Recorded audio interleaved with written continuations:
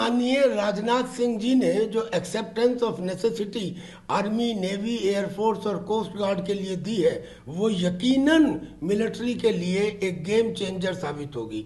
सबसे पहले मैं एयरफोर्स की बात करता हूं, तो एयरफोर्स में उन्होंने 114 राफेल और लॉन्ग रेंज कॉम्बैट मिसाइल और हाई एल्टीट्यूड सैटेलाइट की बात की है। अब इसमें 114 राफेल सबसे बड़ी डील है। ये जो राफेल है, इन राफेल के अंदर खासियत ये है, पहली बात तो ये कि उनके अंदर एडवांस सैटेलाइट कम्युनिकेशन और सारे वेपन्स, ट्रेनिंग, मेंटेनेंस, स्पेयर्स, सारी चीज़ें शामिल हैं।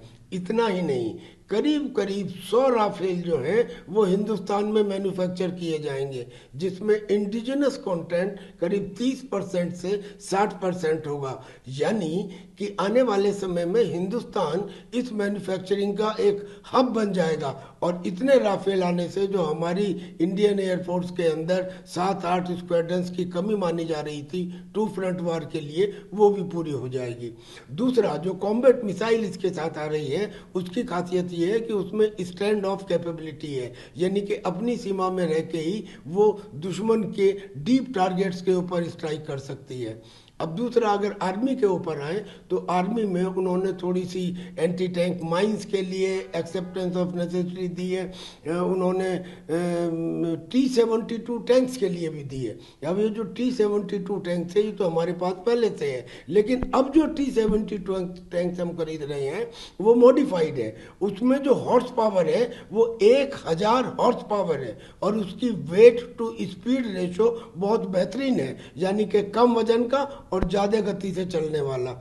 ऐसे ही अगर नेवी में आए तो नेवी में उन्होंने P-8I जो रिकॉनाइसेंस सर्विलेंस एयरक्राफ्ट है, जिसमें इंटेलिजेंस, रिकॉनाइसेंस, सर्विलेंस, इस सब की कैपेबिलिटी है और अटैक कैपेबिलिटी है, उसके लिए एक्सेप्टेंस दी है। इतना ही नहीं, उन्होंने 4 मेगावाट की गैस टरबाइन के लिए भी एक्सेप्टेंस दी है। इसके आने के बाद फिर हमें फॉरेन मैन्युफैक्चरर्स के ऊपर डिपेंड नहीं रहना पड़ेगा। और ऐसे ही उन्होंने इंडियन कोस्ट गार्ड के लिए भी electronic system, optical system, infrared system, ऐसे सिस्टम खरीदने के लिए स्वीकृति दी है। इन सिस्टम्स के आने से हम कोस्टल सर्विलेंस बेहतरीन कर पाएंगे। अभी कुछ दिन पहले आपने देखा होगा कि एक वीडियो आया था जिसमें पाकिस्तान के जैश ए मोहम्मद और लश्कर ए तैयबा ये कहते हुए दिखाई दिए थे कि इंडिया पे 26/11 की तरह से, मुंबई की तरह से दोबारा पानी के द्वारा अटैक किया जाएगा।